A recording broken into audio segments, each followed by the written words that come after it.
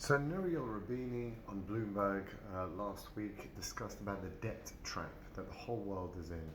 And he basically said America's got 120% GDP debt to GDP ratio. The world has a 400% debt to GDP ratio.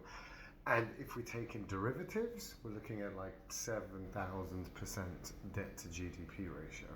So it's insane the amount of debt in the system. Over it like controls for every asset, for every little asset in the world, there is 1,000 different debts riding on that one asset. So one asset crashes, the whole thing crashes. So is debt a problem? Let's go into it and see if debt is good or is it bad. So this is a good system. Now, what is good debt? Debt is, if you want to buy a house, you're in your 30s, you're a medium job, but you want a house. You don't want to keep renting, because to buy a house, you're going to need, I don't know, like $1 million.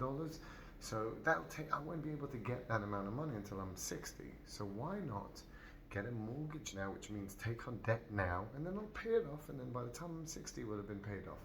That is called good debt. That brings in earnings from the future into the present. That's the whole point of good debt. Taking earnings from the future and bringing it into the present, and it allows me to live in the house now, and then I can pay it off slowly. That's very good debt. So let's see that in an economy.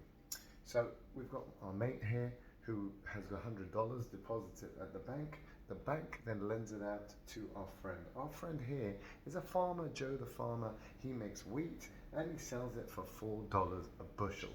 But now he borrows this $100 and he buys a combine harvester.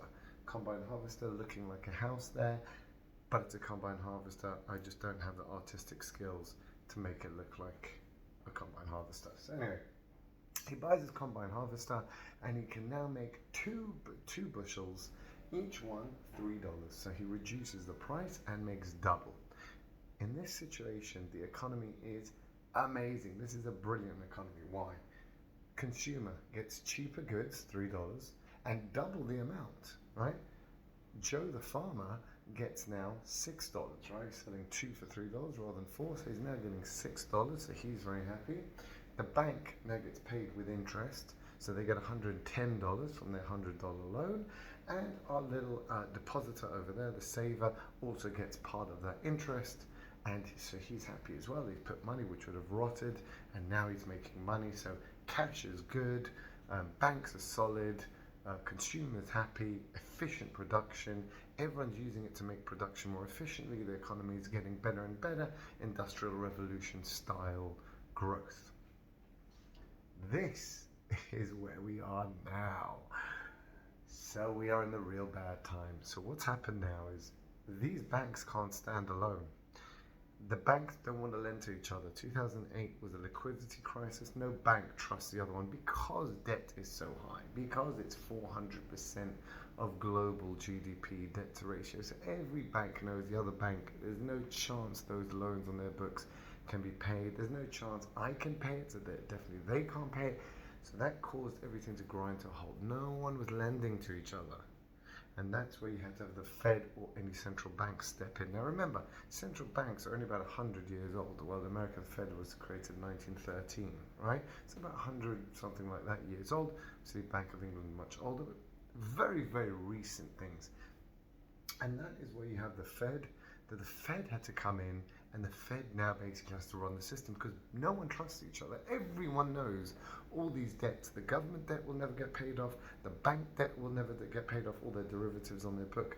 The company's debt, Evergrande, $300 billion in loan. I mean, think about the guy who lent them that last $1 billion. Like, okay, so they got $299 billion in debt, which is more than 80% of the countries in the world. Right? Israel's national debt is $260 billion.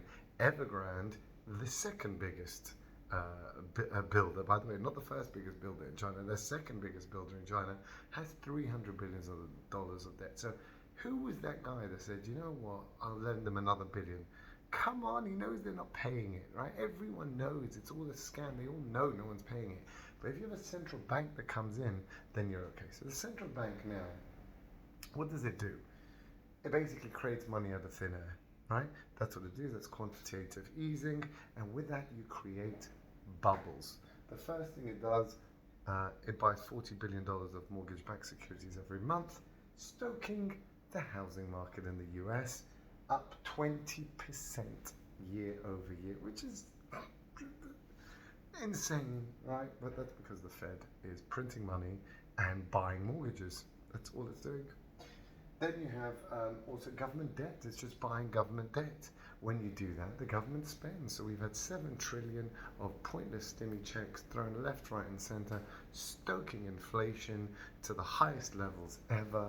It is officially 6%, but if we use the old CPI measure from 1980, it would be about 15-20%, right? Insane amounts of inflation there.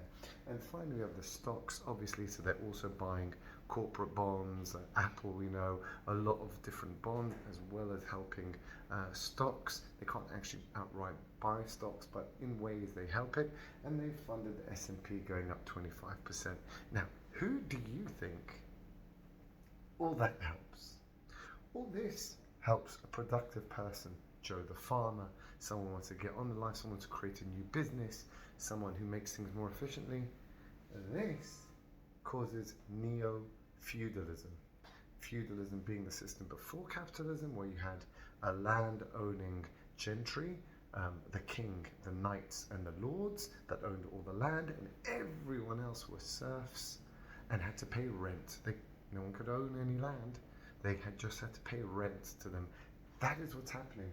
All these houses are being owned by the rich, as well as massive corporations like BlackRock buying up everything.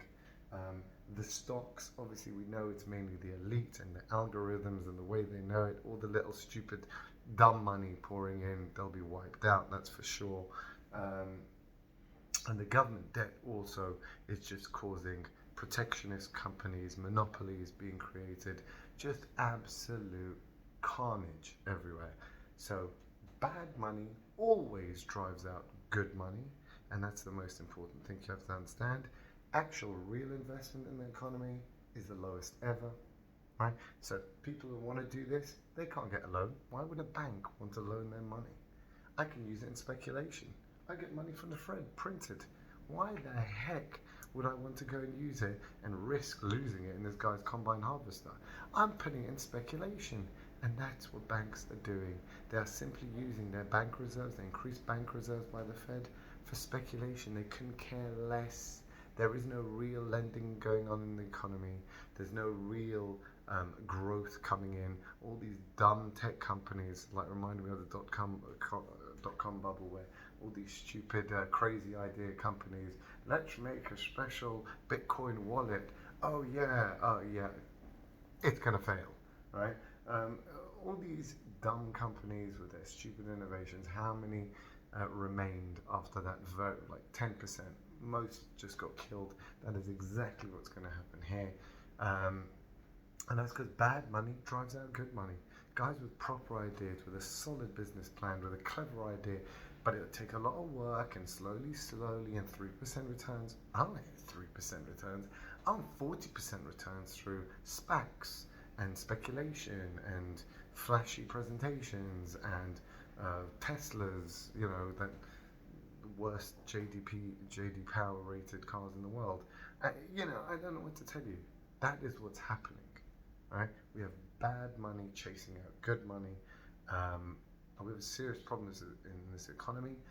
In the next video, though, I will tell you how it will not implode. But yeah, just to show you that.